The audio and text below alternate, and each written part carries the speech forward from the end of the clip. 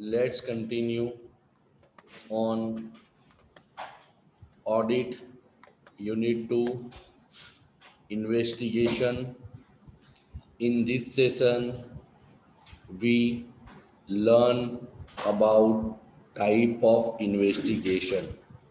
Already last lecture I mentioned that investigation is a special type of audit carried out by investigator on behalf of the investigator holder or client on the basis of specific need.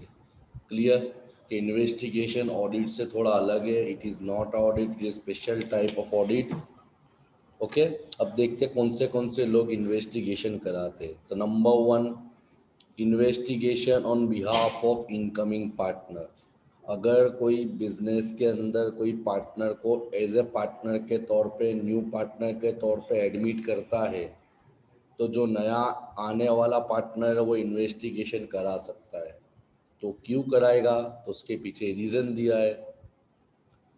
The object in such investigation is to find out whether it is advisable और not for a client यानी नया partner to join the firm. सीधी बात है.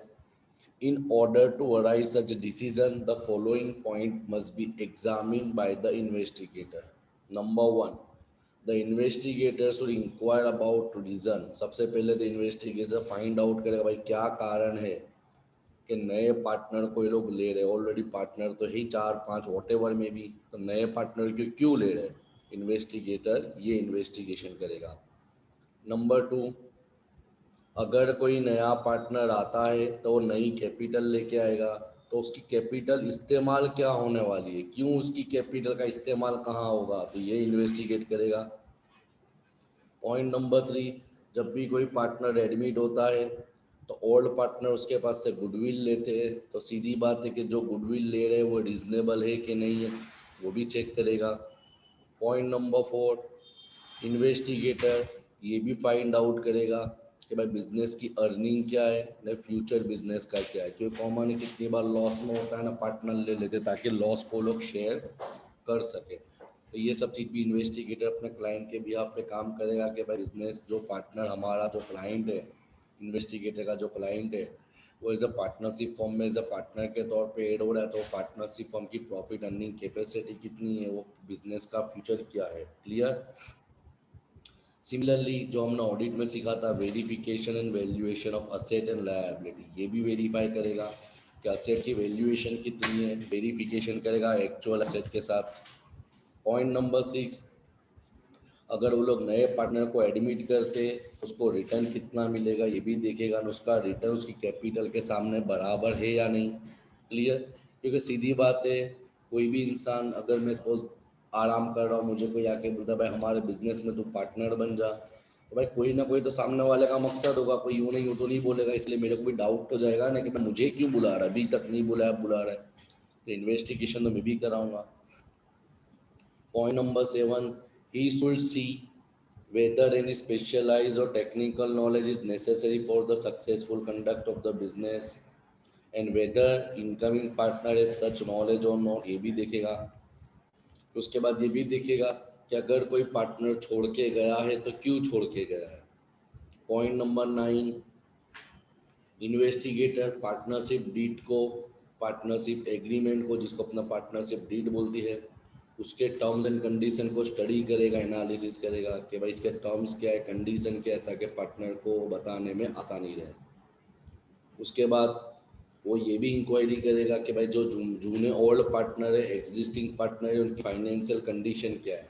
क्योंकि कितनी बार ऐसा होता है पार्टनरों के पास पैसा नहीं होता तो लोग नए पार्टनर को ले लेते हैं कि भाई हमारा पास नहीं है, नया पार्टनर कैपिटल लेके आएगा, काम निकल जाएगा. पॉइंट नंबर 11, सबसे खतरनाक चीज़ है कि he should compare the capital of different partner with the proportion in profit and loss. के दूसरे जो जूनियर पार्टनर है उनका प्रॉफिट एंड लॉस कितना है और उनकी उसके सामने कैपिटल कितनी है, और हमारा नया पार्टनर कितनी कैपिटल लेके आने वाला है और उसका रेशियो कितना रहने वाला है. Similarly he should pay attention to earning capacity of the business, ये तो अपने आगे ही पढ़ लिया है. And finally, he should submit his report to the client and deal with all matter freely and clearly in his report. तो जो investigator होगा उसके बाद ये सब एनालिसिस करने के बाद इसके अलावा भी कोई पॉइंट उसको लगते हैं कि उसे क्लाइंट के लिए कौन सी चीज़ों पे डिटेल में एनालिसिस करना है, तो एनालिसिस करेगा एग्जिस्टिंग फर्म के ऊपर, पार्टनरशिप फर्म के ऊपर, और उसके बाद अपनी रिपोर्ट अपने क्लाइंट को डिटेल कंडीशन के साथ बता देगा, ताकि जो क्लाइंट होगा उसको ईजी हो जाए कि क्या मुझे पार्टनरशिप के अंदर एज ए न्यू पार्टनर के तौर पे रहना चाहिए या नहीं रहना चाहिए। क्लियर? ये हुआ investigation on behalf of incoming partner. Similarly, point number two, investigation on behalf of a person who want to purchase a running business. Running business का मतलब टेक ओवर करना, एक्वायर करना, किसी का बिजनेस परचेज करना।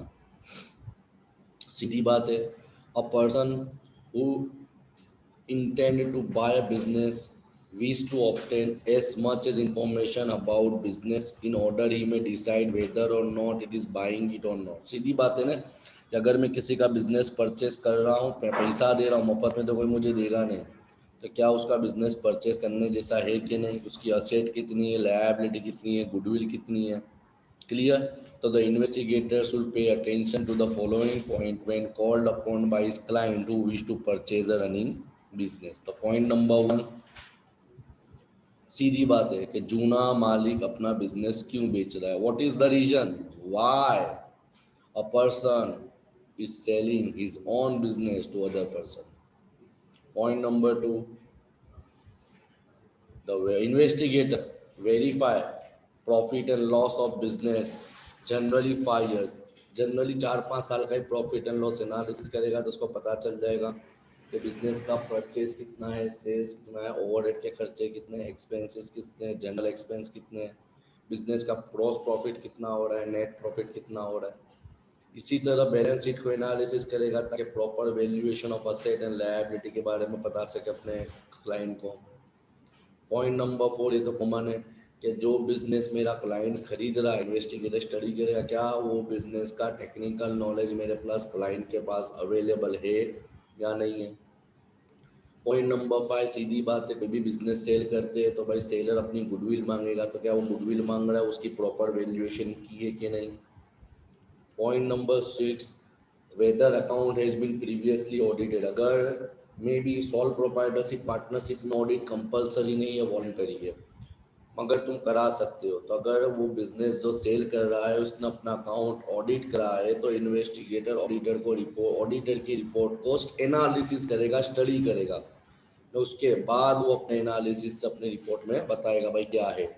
उसके बाद पॉइंट नंबर सेवन, अगर नया पार्टनर, नया इंसान अपना बिजनेस खरीदा है तो उसको डे टू डे एक्टिविटी करने के लिए वर्किंग कैपिटल बोलते हैं। ऑलरेडी मैंने बताया फिफ्थ सेम में, वर्किंग कैपिटल पीएफ में पढ़ा था फाइनेंशियल मैनेजमेंट में। वर्किंग कैपिटल का मतलब the capital require in day to day activity of doing any business. Gross working capital की ज़रूरत कितनी है ताकि वो अपने बिजनेस को सही तरीके से चला सके। अगर ज़रूरत है तो पैसा कहाँ से अरेंज करेगा, किस प्रकार से अरेंज करेगा, bank loan, debenture, short term loan, कैसे अपनी ज़रूरत पूरी करेगा।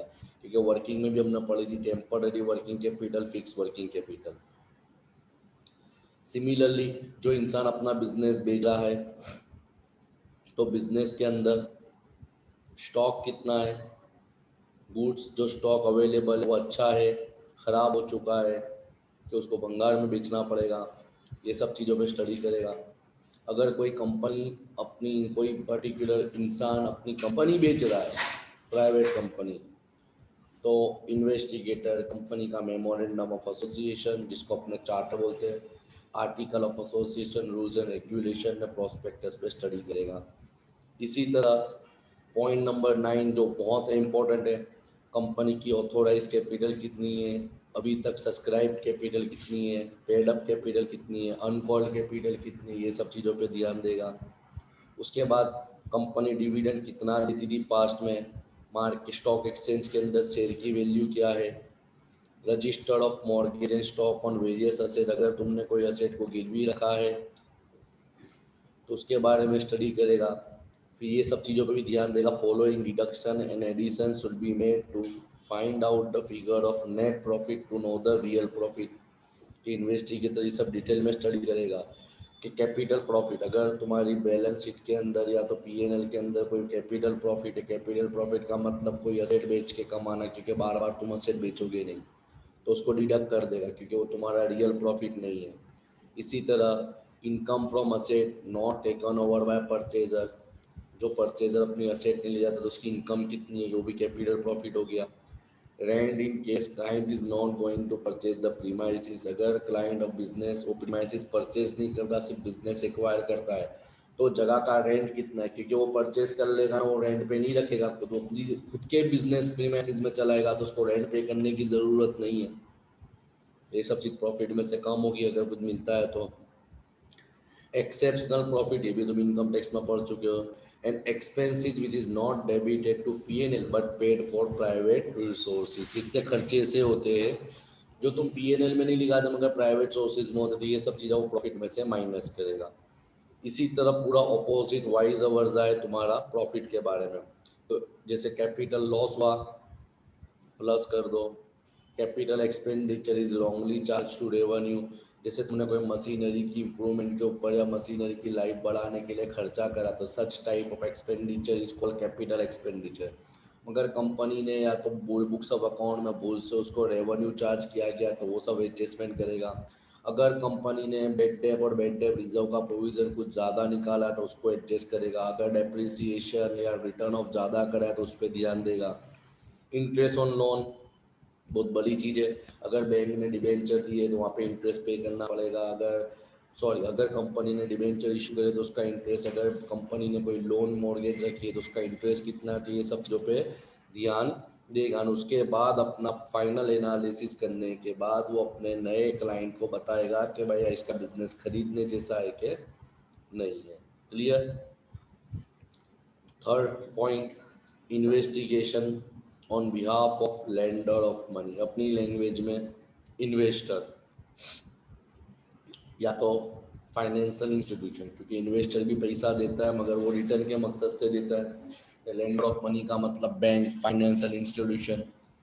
तो the main objective is to judge whether application will be able to generate sufficient fund to pay interest on loan and repay the amount as per the loan agreement। सीधी बात है ना कि जो इंसान आपको लोन देता है तो आपकी यही चीज़ पे एनालिसिस करेगा, यही चीज़ पे आपकी स्टडी करेगा कि हम जिसको लोन दे रहे हैं तो क्या वो कंपनी, वो फर्म, वो एसोसिएशन, वो पार्टनरशिप फर्म या प्राइवेट कंपनी क्या टाइम पे हमको पैसा रिटर्न कर सकेगी कि फिर नहीं कर सकेगी अलॉन्ग विद इंटरेस्ट, क्योंकि भाई ये भी एक जाती बैंकों के लिए एक नॉन बैंकिंग असेट बन जाती है।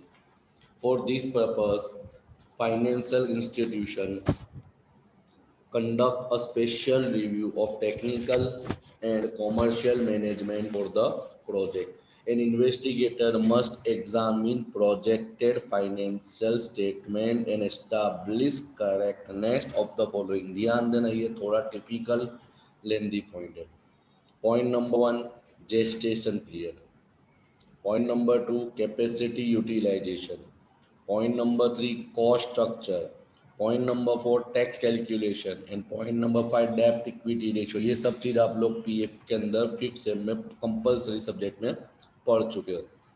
Along with the above point, the investigator also pay attention to the following matter। सीधी बात है, what is the situation which gave rise to the need of loan, loan की ज़रूरत क्यों पड़ी। Number two, he shall also analyze the exact financial standing of the firm by preparing schedule of the asset। schedule of the का मतलब अगर तुम कोई भी asset ले, बैंक में लोन लेने जाते हो तो आपको कुछ ना कुछ मॉर्गेज रखना पड़ता है, प्लेज रखना पड़ता है। तो ये सब चीज़ों पे भी ध्यान दिया जाएगा कि भाई बैंक बैलेंस शीट के अंदर जो असेट बता रही है उसकी फाइनेंशियल रियल स्टैंडिंग क्या है। सीधी सी बात है, जब भी लोन लेने जाते हो तो इनकम टैक्स रिटर्न मांगते हैं कि भाई कंपनी का आईटीआर 3 साल का क्या है। पॉइंट नंबर फोर, अगर लोन लेने जाते तो भी बोलेंगे भाई उसने जो सिक्योरिटी ऑफर करी उसकी एग्जैक्ट वैल्यू क्या है। जैसे मैंने 50 करोड़ की लोन ली है तो उसके सामने एटलीस्ट 60-70 करोड़ की प्रॉपर्टी तो होनी चाहिए बैंक को तसल्ली के लिए। Clear. He also ascertain the ratio of current liability to liquid asset. ये बहुत बहुत बहुत काम की चीज़ है। करंट लायबिलिटी का मतलब वो लायबिलिटी जो आपको विद इन ईयर पे करनी है। विद करंट असेट नहीं बोला, लिक्विड असेट। लिक्विड असेट में जनरली दो ही चीज आती है, cash balance and bank balance. तो उसके पास कितना cash balance bank balance available है जिससे वो करंट लायबिलिटी का पेमेंट कर सकता है। डेब्ट इक्विटी रेशियो, वो जितनी डेब्ट मांगा है उसके सामने उसकी इक्विटी का प्रोपोर्शन कितना है। Generally 2:1 is the ideal ratio डेब्ट इक्विटी में। एंड मोस्ट इंपॉर्टेंट तो पहला ही होना चाहिए कि भाई जो इंसान लोन के लिए जा रहा है तो इन्वेस्टिगेटर ये करेगा कि who is the director, who is the responsible officer of the company, and make all inquiry about their experience, character and integrity and other point of the company. Point number 7, particular of any capital commitment of the enterprise, he should find out normal earning capacity। तो अब तूने बताया 4-5 साल का study करेगा। In case of an applicant is public company, ध्यान देना, private नहीं। So an investigator ensure that loan is within the borrowing power of the company। जो कंपनी लोन ले रही है तो उनके पास उतनी बोरोइंग पावर होना ज़रूरी है। And last, the investigator should find out whether borrower was refuse loan any type of loan by any bank. अगर कोई बैंक ने इसको लोन देने से इनकार तो नहीं कर दिया, अगर कर दिया है तो what is the reason for refusal. तो उससे उसको इन्वेस्टिगेटर को आसानी, ये पॉइंट सबसे महत्व है कि भाई तुम्हारा जो क्रेडिट स्टैंडर्ड में सिविल देखा जाता है अपनी लैंग्वेज, वो ये क्यों देखेगा भाई कौन सी बैंक में से इसको लोन के लिए रिफ्यूज़ किया है तो हमारी बैंक पास आ रहा है, इन्वेस्टिगेटर ये स्टडी करेगा। तो इससे उसको क्या 50% एनालिसिस करने में आसानी हो जाएगी। ये तुम्हारा हुआ investigation on the basis of lender of money. Practical topic है, कुछ समझने जैसा नहीं, आप पढ़ भी लोगे तो लर्न हो जाएगा, मेरे को एक्सप्लेन करने जैसा कुछ लगता नहीं है। चौथा पॉइंट आता है investigation on behalf of share holder. Share holder का मतलब वो इंसान जो लोगों ने आपकी कंपनी के शेयर परचेस करे, तो वो भी तो देखेंगे ना भाई कि हमारा पैसों का बराबर तो इस्तेमाल हो रहा है कि नहीं, क्योंकि भाई कॉमन है, शेयर होल्डर तो बहुत सब है। शेयर होल्डर ने डायरेक्टर को चलाने दिया ना, डायरेक्टर को उठाया मारा, तो वो लोग भी तो इन्वेस्टिगेट कराएंगे ना। Normally, such type of investigation is required in case of purchase of share of private company or public company, share of private company or public company. The prospective purchaser would like to see the advice of investigator to know the fair value of share, जिसको अपना बोलते हैं market value of the share, fair value, before purchasing. शब्द से सीधी बात है ना, या तो परचेज करने के बाद भी देखेंगे कि भाई हमको डायरेक्टर चेंज करने की समझ पड़े। The investigator while determining the fair value of share must consider following point। Number 1, safety of capital, कि वो लोग का पैसा सेफ है कि नहीं। Earning capacity of the business, business की अर्निंग कैपेसिटी क्या है। Any old share and purchase price, Juni purchase price क्या थी, सेल प्राइस क्या थी शेयर की। ने अभी कंपनी अपने शेयर होल्डर को डिविडेंड क्या प्रोवाइड करे। इससे ऑटोमेटिकली कंपनी की पूरी ब्रीफ नोट इन्वेस्टिगेटर को आसानी से पता चल जाएगी। After collecting the above information he start work of finding out fair value of share. जैसे मैंने ऊपर बताया था, बताने को तो मैंने बोला 200 रुपये का शेयर है, मगर एक्चुअल में 200 रुपये नहीं है। Clear. He can determine by applying two method on the basis of average of past profit, जिसको अपने सिंपल एवरेज प्रॉफिट बोलते हैं। और number 2, on the basis of net asset of the company. Net asset का मतलब क्या होता है, total asset minus total liability, मगर कौन सी, आउटसाइड लायबिलिटी। क्लियर। उसके बाद अपना इन्वेस्टिगेशन रिपोर्ट शेयर होल्डर को सबमिट कर देगा। अब ये पॉइंट भी बहुत ज़बरदस्त है, बहुत ज़बरदस्त है, छोटा सा ही है कि सपोज मेरे फॉर्म के अंदर कुछ हादसा होने के वजह से मैंने बता दिया इंश्योरेंस कंपनी को भाई 25 लाख का नुकसान हुआ है, मुझे 25 लाख का पेमेंट करो। इंश्योरेंस कंपनी थोड़ी डायरेक्टली दे देगी, वो भी तो अपने एजेंट को बेच के, एम्प्लॉय को बेच के, अपने ऑफिसर को बेच के इन्वेस्टिगेट तो कराएगी। तो पॉइंट नंबर 5 यही है, investigation on behalf of insurance company for claim settlement. Normally, such type of investigation is done to settle the claim of loss of profit claimed by policyholder। Loss of profit का मतलब क्या हुआ कि अगर business के अंदर कुछ आग लग गई, कुछ नुकसान हो गया, कुछ अनहोनी हो गई, तो जो भी बिजनेस का होल्डर होता है वो इंश्योरेंस कंपनी पास क्लेम करता है। तो इंश्योरेंस कंपनी भी एनालिसिस तो करेगी। Already F I B com में आप लोगों ने इंश्योरेंस क्लेम पढ़ा हुआ था, कैसे कैलकुलेशन किया जाता है। तो the loss of profit is calculated and assessed by investigator in accordance with terms of contract of insurance। कि भाई इंश्योरेंस अमाउंट कितनी थी, विद प्रॉफिट पॉलिसी थी, विदाउट प्रॉफिट पॉलिसी थी, एंडोमेंट पॉलिसी थी, कौन सी थी। He should take into account only 3 points to make current assessment of the loss। Number one, turnover of the last year, जिसके लिए अपना पढ़ता है ना मेमोरेंडम ट्रेडिंग अकाउंट, याद हो तो।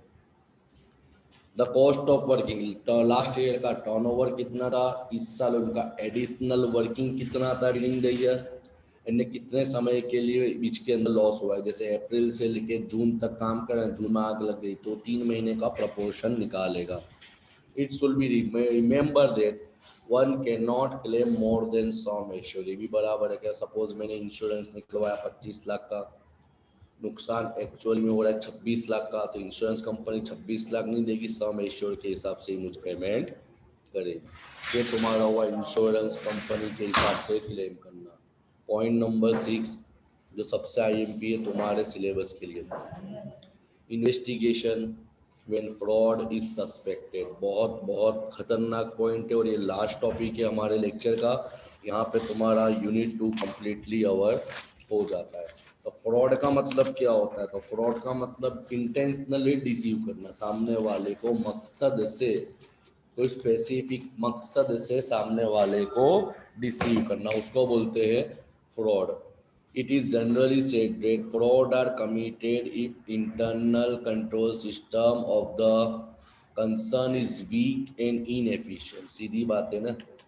The similar type of fraud are normally depicted. The simple type of fraud are normally detected in regular course of audit, whereas the plan fraud are complex in। अगर normal simple fraud होगा, छोटा मोटा fraud होगा तो आसानी से detect हो जाएगा, मगर जो फ्रॉड इंटेंशनली स्पेसिफिक प्लानिंग करके किया गया है उसको फाइंड आउट करना बहुत ही टिपिकल है। देखो प्रोफेसर कॉलर ऑडिट में इनकी डेफिनेशन हमने पढ़ी थी, the successful practice of detection of artifice with the intent of cheating और इंजरी अदर। यानी जानबूझ के इच्छा से सामने वाले को चीट करना, इंजर करने के लिए तुम कोई सक्सेसफुल प्रैक्टिस करते हो जानबूझ के, उसको बोलते हैं fraud. Fraud can be of different type, already ये सब कुछ आप पढ़ चुके हो। Miss appropriation of cash, miss appropriation of goods, and दूसरा आता है दो प्रकार का आता है, एक तो मिस अप्रोप्रिएशन, दूसरा आता है मैनिपुलेशन। तो मिस अप्रोप्रिएशन के अंदर आप कैश का अप्रोप्रिएशन मिस कर सकते हो, या तो मिस अप्रोप्रिएशन ऑफ गुड्स कर सकते हो। मैनिपुलेशन का मतलब अकाउंट के साथ छेड़छाड़ करना। Procedure for investigation of miss appropriation of cash already हम पढ़ चुके हैं। Investigator must himself duly with the nature of fraud। Point number 2, must secure a complete list of book, total list of book जितनी form बनाती है वो मंगा लेगा। Make inquiry and takes check the system of internal check। Analysis करेगा ना, internal check के ऊपर डिटेल में जाएगा, क्योंकि वो कैश इंटरनल मैटर है, not external matter. Point number 4, कौन सी एम्प्लॉय की कहाँ पे किस प्रकार की ड्यूटी है उसको देखेगा। Point number 5, thoroughly examine the system of recording cash sales. जो केस में जो भी व्यवहार होता है सेल्स के तौर पे बिजनेस में, तो रिकॉर्ड कौन करता है, उसकी रिकॉर्डिंग की सिस्टम क्या है, किस प्रकार की है। पॉइंट नंबर 6, मिसिंग और any alteration of case memo must be closely determine and proper explanation. अगर कोई एग्जांपल के तौर पे कुछ 500-400 के 2-4 बिल नहीं मिल रहे हैं, उसकी एंट्री पाड़ी हुई है, तो उसके बारे में डिटेल इन्वेस्टिगेशन करेगा, भाई कहाँ से आए, कितने का हुआ, किसने किया, किस प्रकार हुआ, and so on. Compare the counterfoil of paying slip. Simple है, जब भी सेल होगा तो पेइंग स्लिप होगी, उसको एंट्री पाड़ी कि नहीं वो चेक करेगा। अगर एम्प्लॉय को कैश में सैलरी या वेजेस दिए तो कितनी दिए उसको फिजिकली वेरीफाइड करेगा।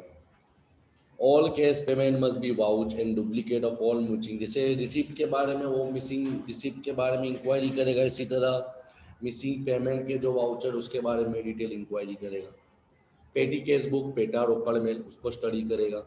रिसीव फ्रॉम डेटर, जो जो लोगों ने उधार पे माल लिया था उन्होंने पेमेंट करा तो उसकी पावती का है।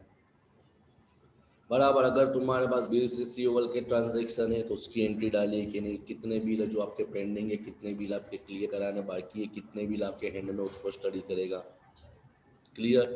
फिर उसके बाद unusual discount must be inquired, अगर तुमने फालतू में ट्रेड डिस्काउंट है, केस डिस्काउंट है, सब फलाना फलाना different type of discount create की है तो उसके ऊपर इंक्वायरी करेगा। Should see that cash receive from one customer is credited to the customer, सीधी बात है कि अगर कोई कस्टमर ने आपको पेमेंट कर दिया है तो डेटर में से उसको डिडक्ट किया है कि नहीं वो चेक करेगा। फिर उसके बाद जो जो कस्टमर ने पेमेंट नहीं दिया है, बैड डेप हो गया है, तो उसकी लिस्ट मंगाएगा, उसको थोड़ी एनालिसिस करेगा। Obtain the name of the person, इसमें तो कोई चांसेस नहीं क्योंकि चेक की बात होगी तो ऑटोमेटिकली बैंक के अंदर इफेक्ट पड़ने वाली है, मगर ये भी इस पर ये चीज़ देखेगा कि भाई चेक साइन करने वाला ऑथोराइज पर्सन कौन है, क्योंकि वो भी तो फ्रॉड कर सकता है ना। क्लियर। तो ये हुआ मिस अप्रोप्रिएशन ऑफ कैश। अब आता है मिस अप्रोप्रिएशन ऑफ गुड्स। अब तूने पढ़ा था, गुड्स की हेर फेर कर देना, आगे पीछे कर देना, स्टॉक के अंदर लोचे मारना, तो ये भी फ्रॉड ही होता है। तो इसको एनालिसिस ऑडिटर किससे करेगा? Number one, should study the internal control, सीधी बात है, गुड्स भी इंटरनल मैटर है, इंटरनल कंट्रोल पे स्टडी करेगा, ने एम्प्लॉय के ऊपर एनालिसिस करेगा। Point number two, should check whether stock account are properly maintain on made on made, जैसे अपने पढ़ा था ना, EOQ system, perpetual inventory system, ABC system, क्या प्रॉपरली स्टॉक को सही मेथड से सही सिस्टम के हिसाब से, जैसे परपेचुअल इन्वेंटरी में था ना अपने पढ़ा ना, receipt of good, payment of good and balance of good, तो उसको सही तरीके से एनालिसिस करेगा, कितना माल आया, कितना माल बेचा और डिफरेंस इतना स्टॉक में अवेलेबल है कि नहीं। उसके बाद also compare the purchase and opening stock with the figure of sales and closing stock, पूरा अकाउंट इस चलेगा जिसको FIFO मेथड, जो भी मेथड से करते हो business. Find out all the return, अगर आपने कोई माल दिया है ना, आपको रिटर्न मिल गया, उसकी भी एंट्री बराबर बुक्स ऑफ अकाउंट के अंदर परचेज या सेल्स के तौर पे करिए कि नहीं, क्योंकि परचेज रिटर्न होगा तो इसका मतलब आपने जो बेचा था, खरीदा था, वो बेच दिया, तो उसकी एंट्री पाली कि नहीं, सेल्स रिटर्न की एंट्री पाली नहीं है। And most important, compare the stock with financial book, financial book का मतलब बैलेंस शीट के अंदर, प्रॉफिट एंड लॉस अकाउंट के अंदर सही तरीके से एंट्री पास आउट, ये क्योंकि इसमें भी पढ़ा था, मार्केट वैल्यू और book value which ever is lower such amount is taken into consider, तो ये सब चीज़ों के ऊपर ऑडिटर इन्वेस्टिगेटर एनालिसिस करेगा। And last one is manipulation of account, ये सबसे खराब चीज़ है, सबसे गंदी चीज़ है, अकाउंट में ही फेरबदल कर देना है। जनरली याद रखना, अकाउंट के अंदर जो मैनिपुलेट करता है वो कोई साधारण एम्प्लॉय नहीं होता, वो तो कोई ऑफिशियल लेवल का होगा या टॉप लेवल का एग्जीक्यूटिव या एम्प्लॉय होगा। तो देखो देखते हैं, he should examine the internal control system and carry out detail checking of purchase, sales, transaction, verification and valuation of asset and liability, सबका बारे में स्टडी करेगा, डिटेल चेकिंग, चाहे परचेज हो, सेल्स हो, असेट हो, के लायबिलिटी हो। Number two, he should adopt procedure of vouching and verification to trace support, note down all irregularities, और जहाँ जहाँ उसको लगता है कि यहाँ खामियां हुई उसको लिख लेगा, तो उसके अंदर डिटेल में एनालिसिस करेगा, जब तक उसका डाउट क्लियर नहीं होता वहां तक वो चीज़ को छोड़ेगा नहीं। And most point, most important manipulation में इन्वेस्टिगेट करने का last point, he tried to obtain information as much as possible from those sources which cannot be influenced by organization or employee, यानी ऐसे लोगों से माहिती एकत्रित करेगा जहाँ पे ऑर्गेनाइजेशन के अंदर एम्प्लॉय ने, ऑर्गेनाइजेशन से कोई असर ना हो जाए। सबसे बड़ा पॉइंट आ गया ऑडिटर, CA में सबसे बड़ा पॉइंट है the internal evidence are rest, क्योंकि कॉमन अंदर वाले एम्प्लॉय तो मालिक को बचाने के लिए, अपनी नौकरी के लिए, या तो हो सकता है वो लोग ने भी फ्रॉड में इन्वॉल्व हो, तो लोग सही इन्फॉर्मेशन नहीं देंगे। तो वही पता है कि जितना होगा वो एक्सटर्नल सोर्स से, जो बिजनेस से इन्फ्लुएंस नहीं होता, उनसे इंफॉर्मेशन कलेक्ट आउट करेगा। यहाँ पे तुम्हारा ऑडिट का complete syllabus completely 1 to internal terms पे कवर होता है। Again, same point, if you any doubt, any problem, you can contact me on my contact number. Thank you.